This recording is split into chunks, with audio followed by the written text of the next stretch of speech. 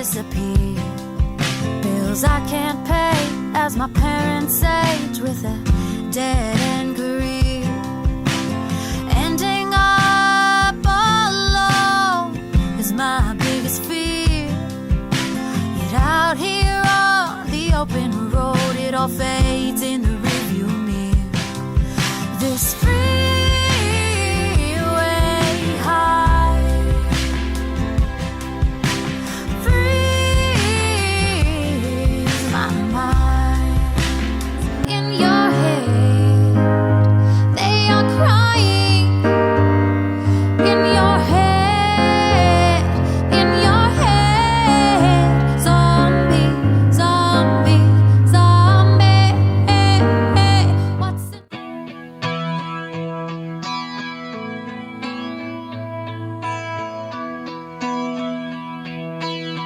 Too. I love your posters in the back. Oh, I just set them up before the call. I said, a cool chick like Teri, I gotta remove my my Hello Kitty stuff and put something semi decent real quick. Oh, where are you at? I'm in Miami. Are you? And you're in Chicago? I am in Nashville right now. You're in I sort of Nashville. bounce between Chicago and Nashville. Okay, that's great. And what are you drinking there, Teri? It looks really nice. I'm drinking iced tea. Sweetened or unsweetened? Unsweetened. I'm not like a coffee gal. I'm more of a tea person. So Awesome. Well, thank you so much for your time, Teri. this is so fun. Yeah, of course. So, for most of my audience that maybe don't know you, your moniker is Brontë Fall. And you just recently released your new single, which is part of Finishing School, your EP, your second EP. Yeah. Really good stuff, by the way, I gotta tell you. The EP comes out August 21st, but the first single, Freeway High, came out May 18th. And then the second single, 6 Years, just recently came out. Really amazing back-to-back punch there. Thank you. Can't wait to talk about it because they are another level, but we'll get there.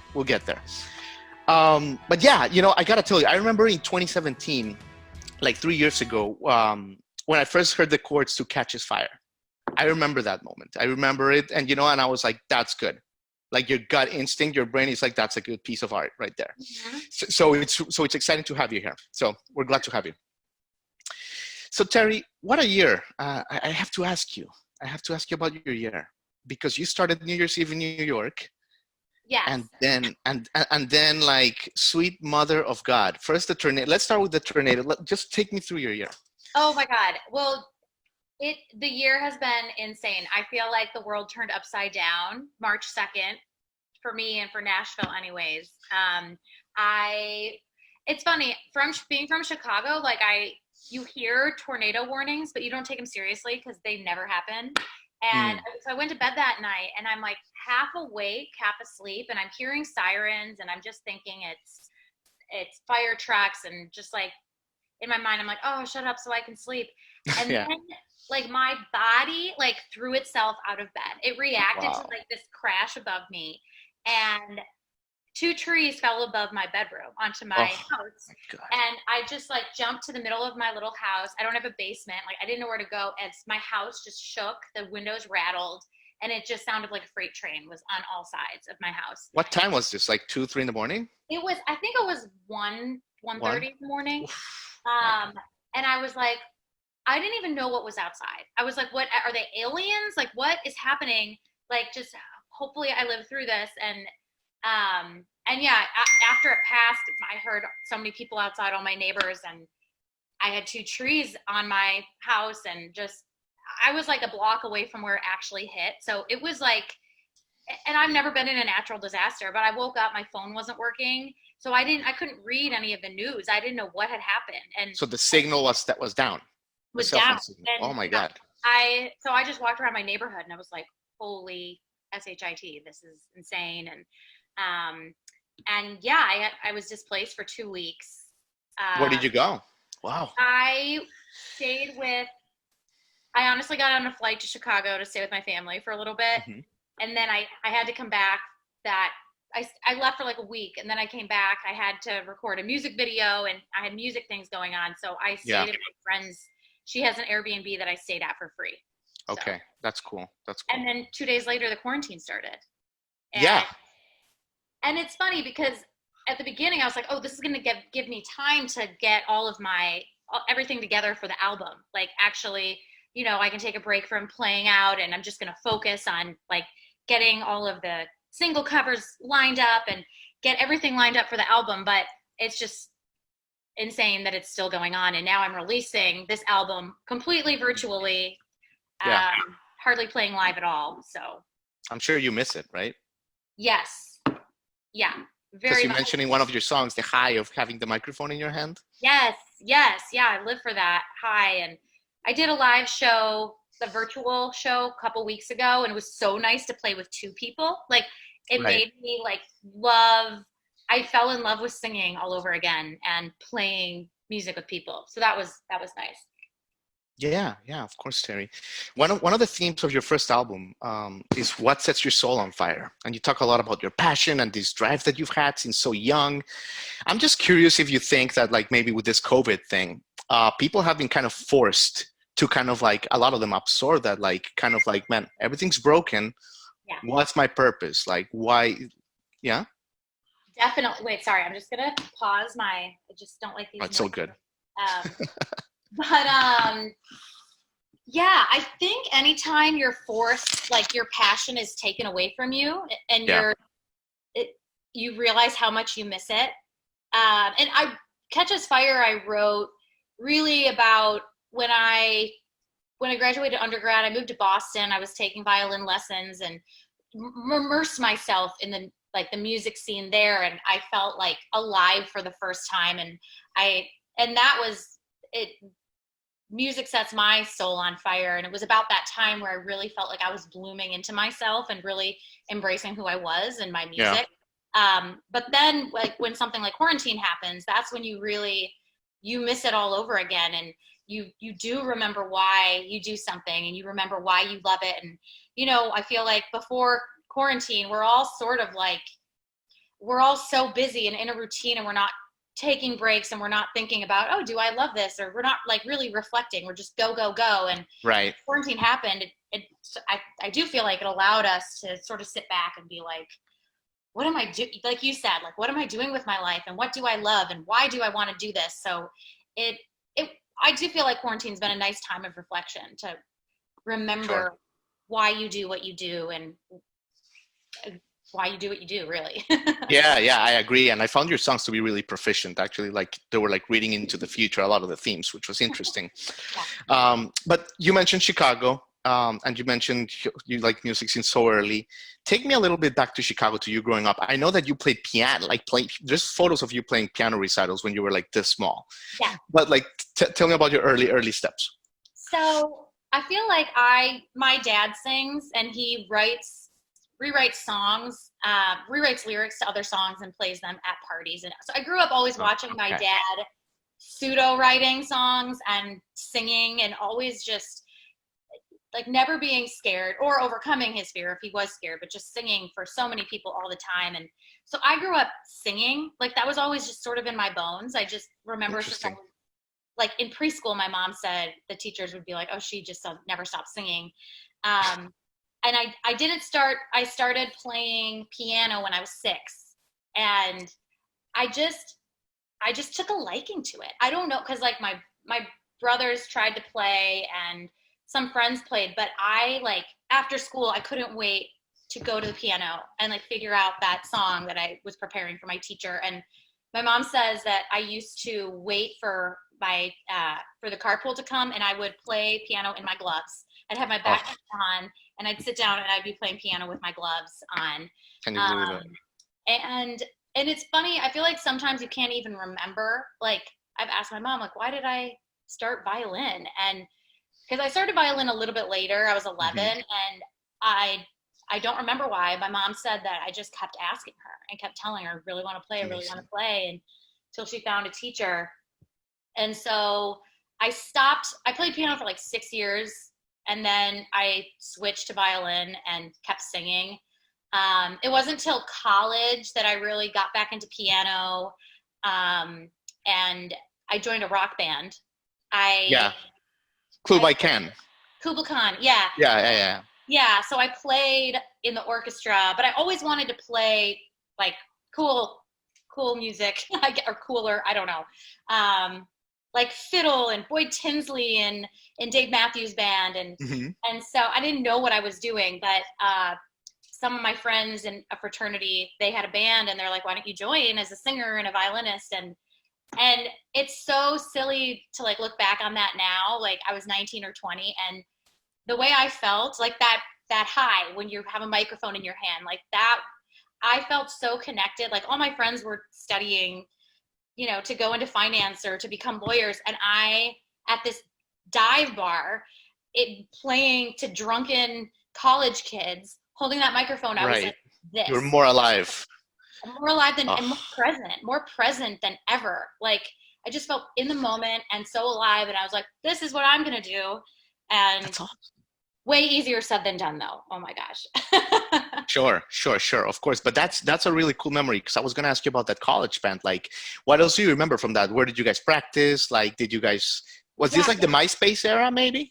It was probably, it was Facebook. Like, that's a good question. I feel like Spotify hadn't taken over yet, but it was iTunes and Facebook. And I think MySpace was like petering out. Gotcha. Okay. But we would practice. They had a house. It was like 5 guys lived in this house, and we practiced in the basement. We had like a whole space set up, and we had a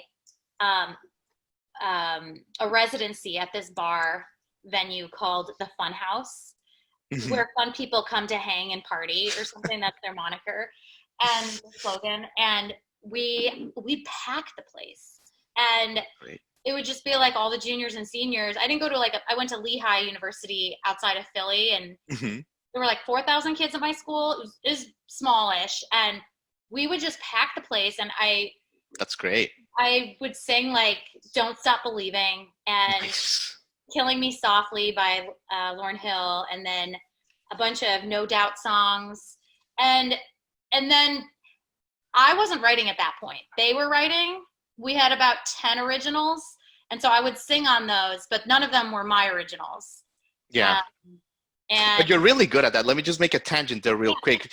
No. This is fascinating stuff. But like your covers are like, if people like just first want to hear your voice, like YouTube, you know, Teri, Brontë Fall, Don Henley, The Heart of the Matter, and just like relax and like listen to it back to back to back, because it's epic. Like, you're so good at covers. Like, what makes a good cover, and how do you like just get the essence of it? I think with covers, well, understanding the sentiment and like what it means to you, but then making it your own, really, and singing it in your voice, and just like adapting it to you. And I guess getting the sentiment, but then making it your own is really how I've tried to do those covers, my covers. But it is fun to take a song that's like a super Don Henley. That's a guy singing it, different vibe from me. But even taking like a grungy rock song sung by a guy and like turning it into like a little ballad by me, you know, is really fun. I'm starting to play Nirvana out, and and it's just so fun to sing, to take what I get from that song and play it for other people. It's very different how Kurt Cobain sings it and how I sing it. Come as you are, as you want to, as I come as you are, as I want you to be. And I feel like that. How I sing it is so different from Kurt Cobain, and it just has it's almost a different sentiment, you know? Yeah, that was great, by the way. Thanks for that. Yeah. So you play with your band. That's all great. But after college, you moved back to Chicago. I moved, yes. After I did grad school, and then I moved to Chicago. Yes. Okay, so apologies if my chronology is a little jumbled. So you moved to Chicago basically around like late 2015. Tell me about, you moved back with a friend, right, from your college, who is also in the music. Yes. Tell me a little bit about that. That's fascinating stuff. So it is, and I think when you are still trying to figure out what you want to do, like we both loved music and loved performing. And we really clicked. What we were writing together was really, I felt like we really clicked in a writing sense. And she sort of helped. I mean, we developed the idea of Brontë Fall together. We found that poem by Emily Brontë about the fall and finding beauty in the winter and in the darker seasons of our lives.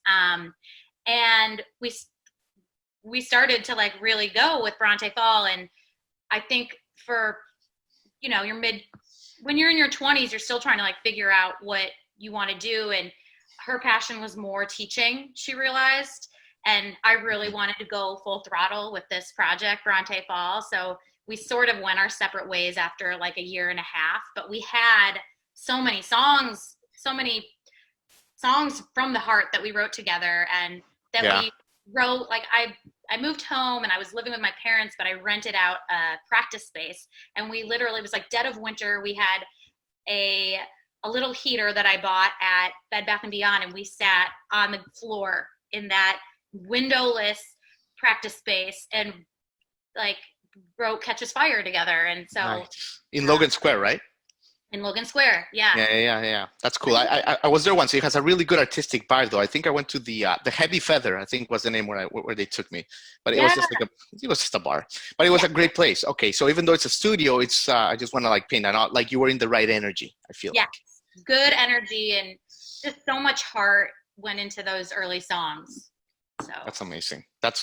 I like it. I like that story because it like forged you a little bit, you know, and it shows. That's awesome. That's great, Teri. Tell us a little bit about like your first performance as Brontë Fall, right? Which was maybe like around May of 2015. May of 2015. Yeah. So I feel like in January of 2015 is when we started writing. When I moved back, and then I was working at a music venue called The Hideout, and I was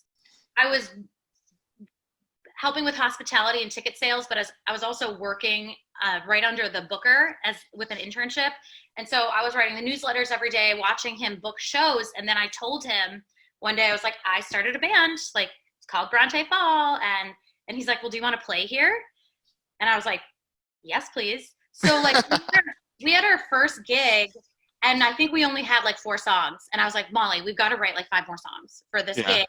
It was the end of May, and we really like pulled it all together in like April and May. And and it was just really special. We pulled, I think, like 115 people to the show, and it was just the most ecstatic night, one of the best nights of my life. Were you nervous? Very.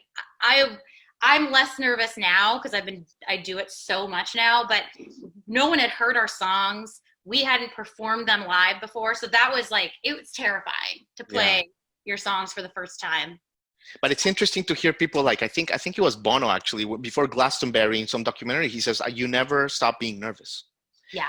Which is like, well, that's good to know, right? It's not something that just goes away. Interesting. Yeah. And even just playing in front of your phone for like a live concert. I'm like, I'm nervous. Really? Sitting in my house and I'm like nervous to push live. Yeah. Interesting. Yeah. Interesting. Okay, that's cool. Okay, so that was the beginning of Brontë Fall.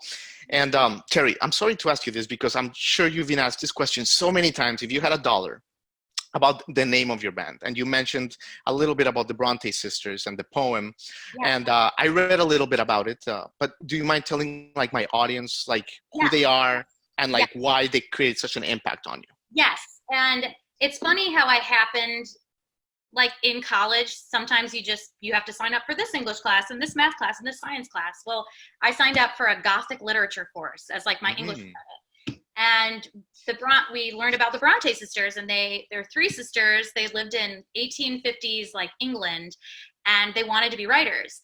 And they were told by publishers like, women, we can't publish you because like you're a woman, like women are not publishers.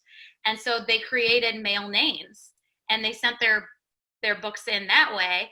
Jane Eyre, Wuthering Heights, so many, and they're so famous today, but they originally had to go under male names.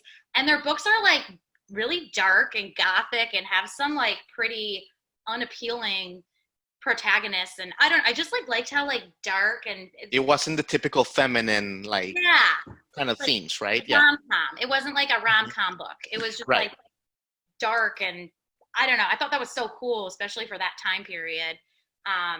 So that's why I liked it. And I always like sort of remembered them. And I started telling Molly about them, and she just started looking up poems. And then she found that poem and she was like, oh my God, this poem, like, So it's so good. cool, like finding beauty in the darkness. And so that's how that all sort of came to be. What a great name. What a great name. Yeah, people should definitely check them out and read some of their poems. Yeah. But let's talk about Finishing School, which is your new album that's coming next month. Oh my God, so exciting. You must be so thrilled. Yes, I am. It's Absolutely. And it's your first, you've had a couple years in between albums. There's a couple of things that strike me. I did listen to it. It's fantastic. It's fantastic. Your voice is definitely more confident, I want to say. It feels a little bit like from the beginning, it just grabs you like the other one takes a little bit and like you ease into it. This one is like, nope, no easing, right? Yeah, there's no easing in this one. And there's more cello, which love more cello. Yeah. But artistically, how did you evolve maybe in this like 3 years or so? Well, I think one big change is I did move operations to Nashville. So I moved to Nashville, and I have a music director here who we were both in school together at Berkeley. We played fiddle together. And so which is Lars Thorson. Lars Thorson, yes. Yeah. And then his friend Jake is really into like the indie pop scene, and Lars actually plays fiddle for Kane Brown. So Lars has more of like a country folky vibe. And I loved the idea of working with the two of them, and because I'm still always trying to figure out what genre I am, and I do have like a little bit of the folky Southern Americana vibe, but then I do love I really like Taylor Swift, and I like how poppy and catchy her songs can be, just because that grabs attention. And I just liked Jake's his whole like indie vibe, and so those two influences I thought were really cool. That's definitely been a change, but I feel like I really write through experience. I don't sit down and like pen songs in a couple months. Like I write through what I'm experiencing in life. And so with my songs here, like Freeway High, I was on my way to a wedding, and I rented a car, and he literally gave me a convertible that was amazing. And it was just, I wrote about that, how that convertible ride made me feel present. And I just feel like my songs, as I grow as a person, I grow as an artist, and I put that into my music. Yeah, obviously. I mean, your songs have so much depth and so much, they're super inspiring. Let's talk about a few, if you don't mind. Yeah. Freeway High, you touched on it. It's fantastic. White Dress, though. White Dress is always so epic, right? Constant pressure to get married. But that line, Teri, Starbucks in the AM, close out the day with a good Cabernet. Like, I'm sorry, I gotta drop the mic. Like, see you later. That's epic. Wow. Tell us about that song. Obviously, really good song. So, and that one is like probably the most autobiographical to date, because in the first verse, I'm talking about working in a music venue and then dreaming about playing on stage. And then, the next verse is this is my life. I'm traveling to little towns in between Chicago and Nashville, and maybe playing to nobody, but at least I'm on a stage and I have that mic in my hand. And it's sort of like what the last 5 years of my life has looked like, but then going through what late 20s, early 30s, what a lot of people around me are doing, and what a lot of people that I grew up with are doing, and getting married and settling down and raising their families. And it's just, I liked the contrast in there. It's like the very traditional in the chorus versus like sort of the rock and roll life I'm leading. And not to say like I don't eventually like I want to get married, but it's the journey. The journey is not like pre-written, like I got you totally. Exactly. 100%. And I think there's like this belief that every little girl, their biggest dream is to get married and walk down the aisle. And like for me, my biggest dream is what I'm doing right now, and I wanted to celebrate that. Oh, totally. And listen, like let me just say, as a recently divorced man, that that like you're in the like you have the right kind of spark notes there. Yeah, well, thank you. Let's just put it that way. Yeah. So a great song, but that there's another one that is also beautiful, and it's something we don't talk about enough, Teri. I'm talking about 6 years. Just it's the importance. It's funny. In Japan, older people are revered. It's a culture that like reveres older people, right? Because they're like this, they have this beautiful wisdom, maybe more than over here.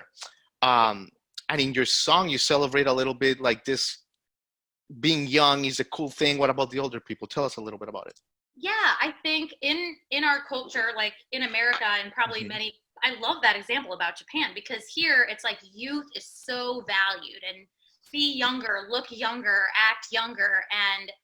And in my industry in particular, like people used to say at Berkeley, like, oh, if you don't make it by 25, you're done for. Or if you don't make it by this age, you're done for. And it's like, wait, no, like, wait, I feel so much more confident and cooler, and my songs are getting better. I'm just like getting better as I get older. And like, Yeah. why not celebrate that? Like, I don't want to be 21 anymore. Like, I like how I feel and what I've accomplished now. And everybody's getting older, and it's just like, let's celebrate that. Like, let's look forward to the future and getting older. And so I just felt like we all needed a song about that, Yeah, we certainly did. And I think that as more people hear it, I think your whole album is spectacular. It's going to be one of the best of the year. But that song is going to be a bright spot, and it's going to give a lot of people a lot to talk about, Teri. Yeah. Well, thank you, Jamie. Yeah, no, it was great. It was absolutely great. I mean, you've been so generous with your time, but I have to ask you about one more. Yeah, I have to ask you about Warrior. yeah. I have to ask you about Warrior. Tell me a little bit about it, and also give me the wrinkle. If you think that all the social stuff that's happening in our country, this awakening, could maybe affect how we look at this in the future, or maybe not. Yeah. So I love fashion. I'm definitely a fashionista, and I was watching actually the TV show, The Assassination of Gianni Versace. Oh yeah. And Gianni Versace's assassinated, and his sister takes over for him, and she's designing this iconic black dress, and like you can look at like if you look. It was filmed right here, by the way, and I don't know if you've been to South Beach, but it's like it's so macabre because there's like a line of people taking photos where he was gunned down in those stairs. It's like, no. Sorry, go ahead. Yeah, it was. Yeah, like I was a Spanish major in college, by the way, so I love like the Miami vibe. So she takes it over, and she's like designing this dress, and she goes, I believe for a woman, a dress is a weapon to get what she wants. And I was like, that is so cool. And I just want to celebrate, like, I'm a girly girl, I'll say it, and I like fashion, and I don't think that me being feminine is a weakness. And I wanted to talk about our femininity as a strength, really, and like being, I like that I'm a woman, and I think that there's strengths about it, but it was just like kind of a fun play on words, like taking my dress is a weapon, my heels are a sword, like taking all these feminine things and making them, militarizing them. I don't know, like talking about them in a very masculine way and in a warrior way. And the verses are sort of, well, they're pretty straightforward, but definitely reflect experiences I had, in my early 20s when I came to Nashville, and experiences I had just meeting, it's, I guess, just experiences I've had in my early 20s. They sort of, I'm speaking from my experiences, I guess. Unbelievable. But yeah, but I just thought that was a cool play on words, and it's great. Yeah. Anyway. Yeah, for sure. No. I love how you're breaking them down. And do you think of like, there's been a lot of like social upheaval right now. Everyone is like really like waking up to a lot of stereotypes that we've had in racial and a bunch of things, economical, maybe health. Yeah. Do you think that this is maybe going to be part of it? I don't think people have been talking about it enough. I hope so. I definitely hope so. And I think for me, I use what I can contribute is my voice and what I've experienced, and being super honest about it, and and hopefully connecting to people and not being harsh in any way, but just being like, this is what I've experienced. This is what's happening in life, and really having a voice, you know. And that's the whole thing with Brontë Fall, not writing like, he broke up with me, I'm so sad. Like, maybe just talking about like, look, this is what happened to me when I met with a manager who was, you know, in his 60s and I was 25, and this is what the dynamic happened to be. And that's sort of life right now. That happens in life, and I hope I'm making sense. But You are.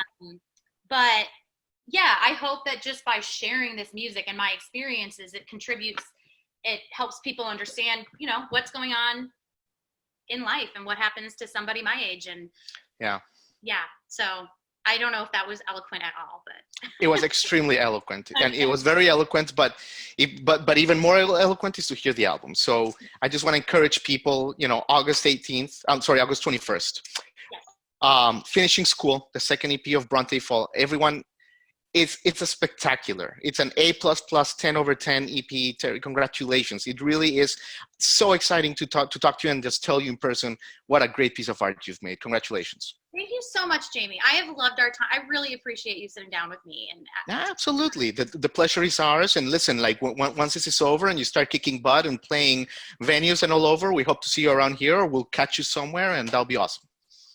For sure. Thank you so much. All right, stay safe. Okay. Best of luck to you.